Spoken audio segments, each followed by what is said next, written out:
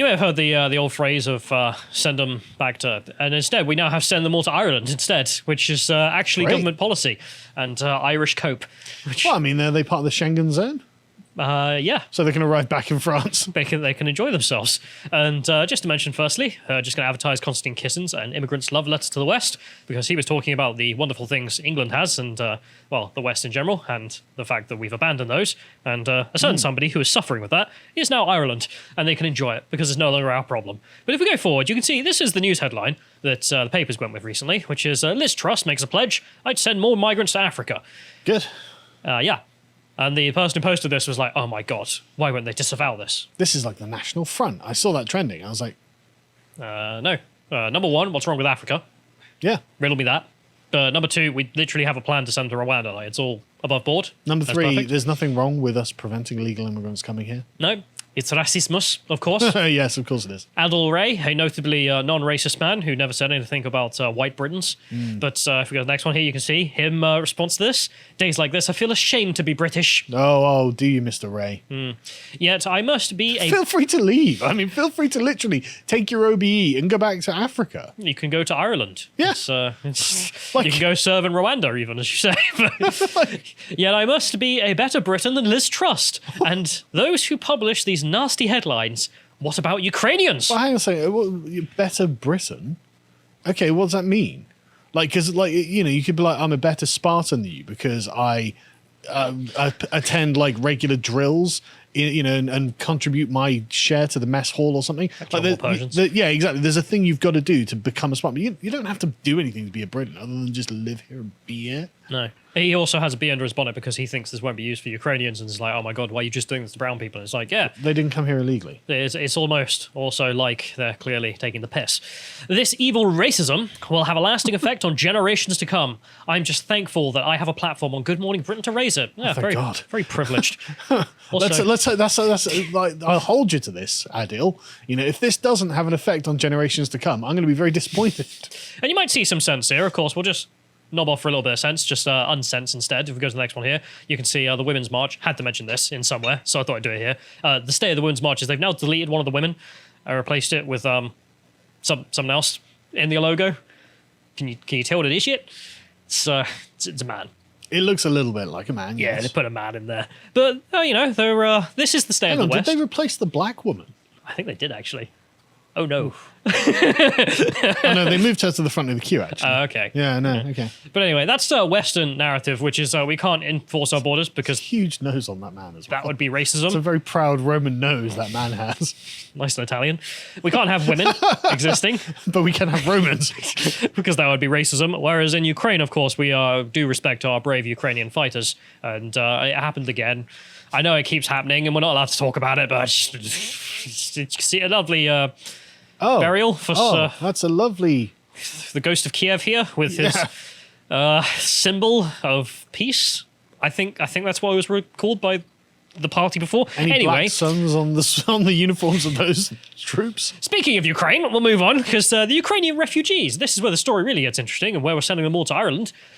Ukrainian refugees, write the Telegraph, pour into Ireland as Dublin blames Britain's Rwanda policy. I have a few questions here.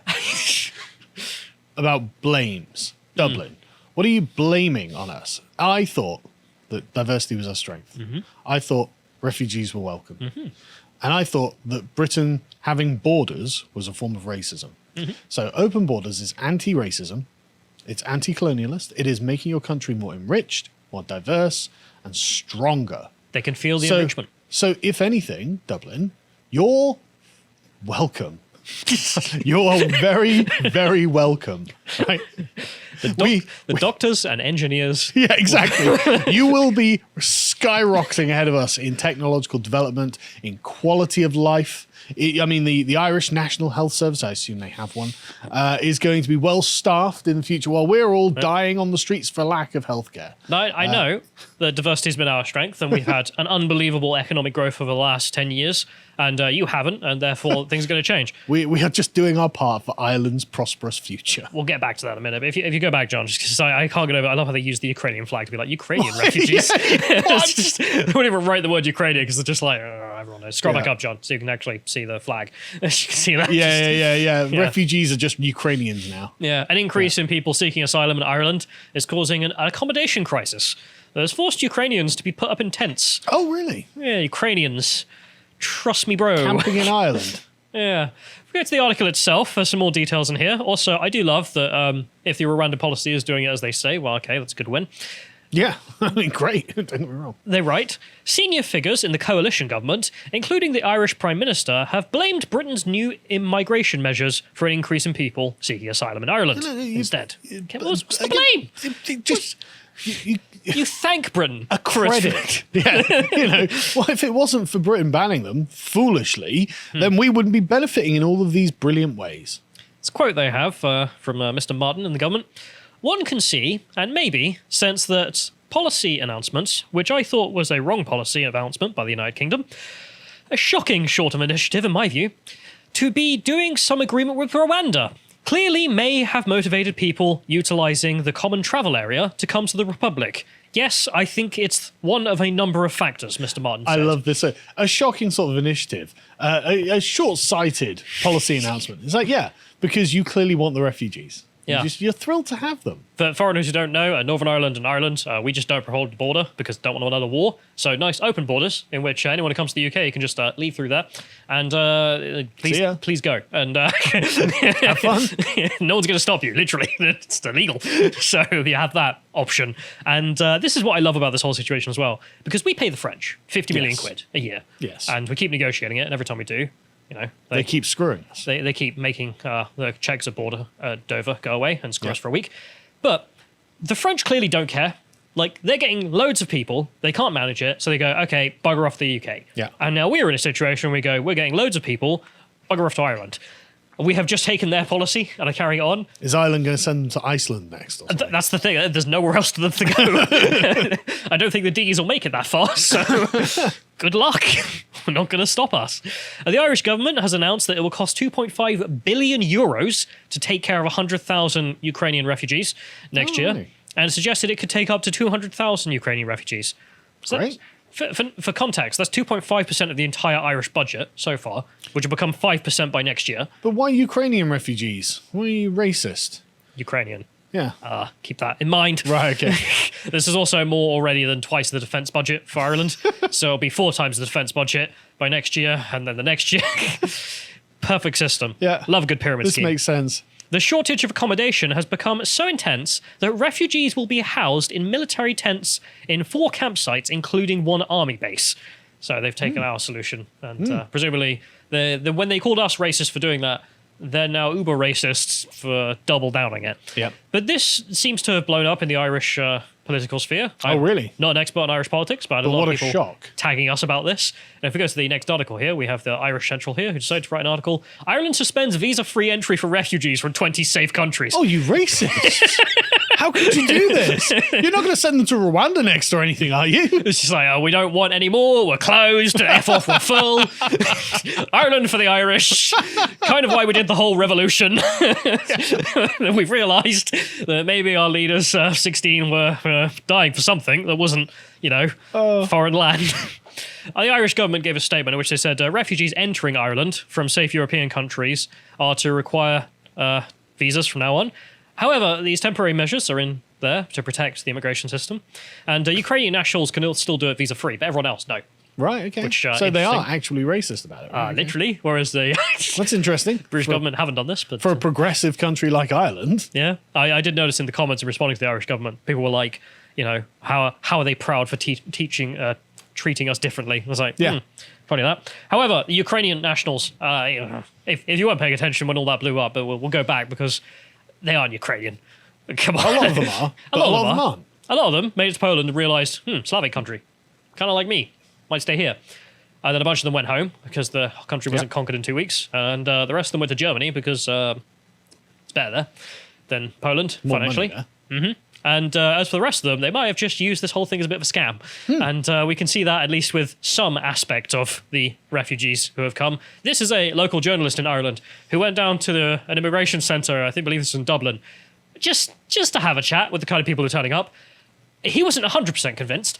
They were all from Ukraine. So what part of the Ukraine are you from? Punjab, right? Okay. Close. Kashmir. Let's play the clip. Can I ask you a few questions? You're over.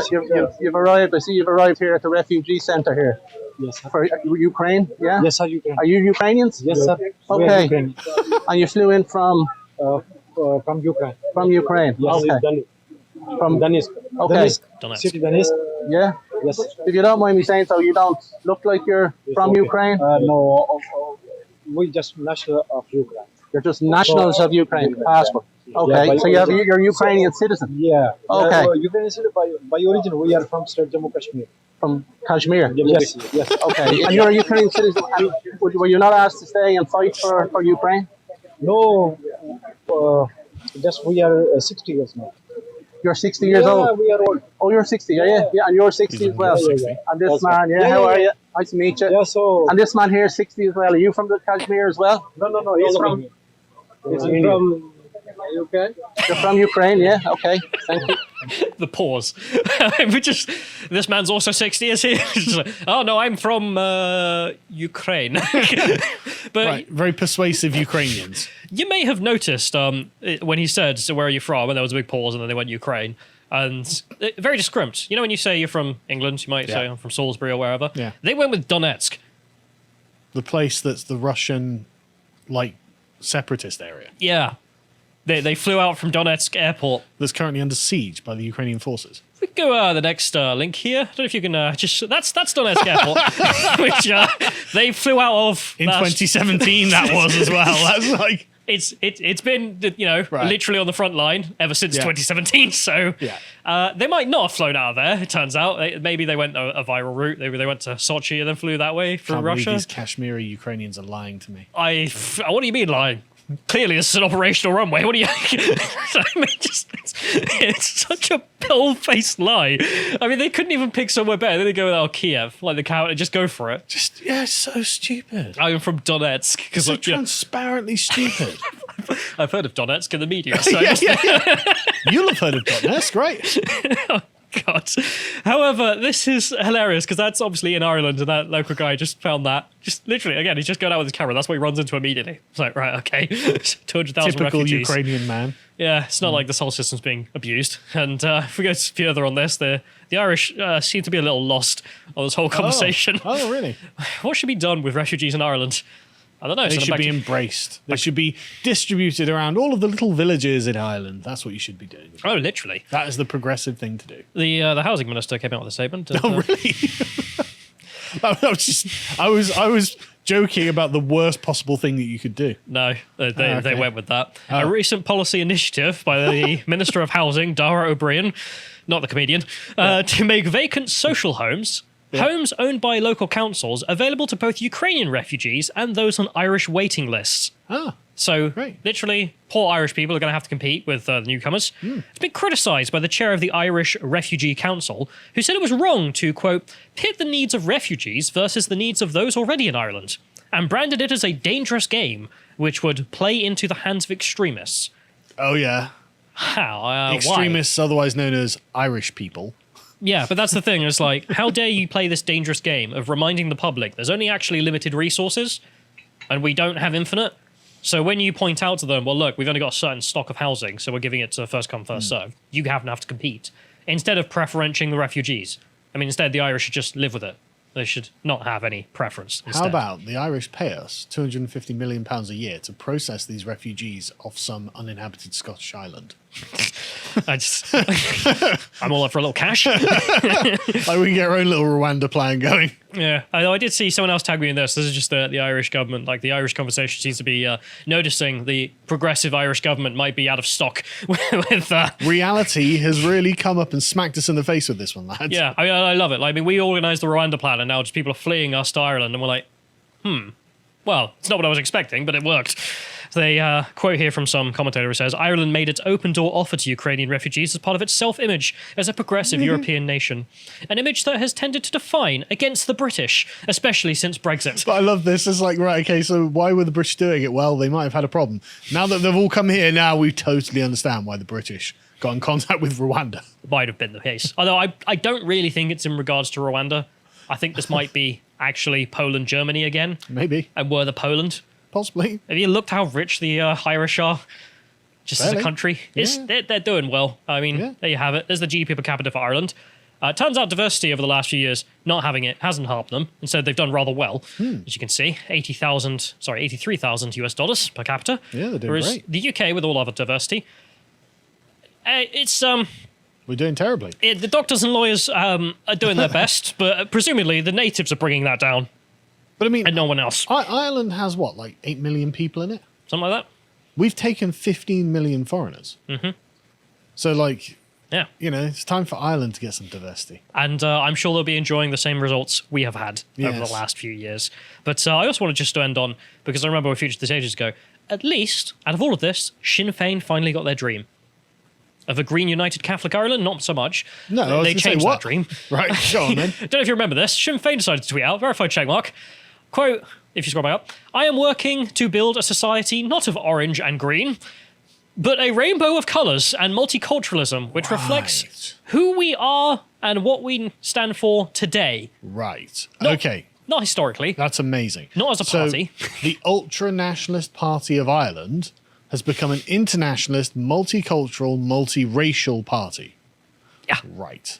There's There's got to be some of the hardcore Irish nationalists who are feeling mildly betrayed at this point. she takes the image with a hijab on as well. It's Eid, which Very Catholic. so I mean, it's not the orange and the green you might be expecting. It's a different kind of green, a different shade of green, which That is amazing. instead is doing incredibly well out of this. Although I love the fact as well, the Sinn Fein something up there. We're for multiculturalism that we face today. Trust me, it works so well for the British, and that's why they're poor and we're rich.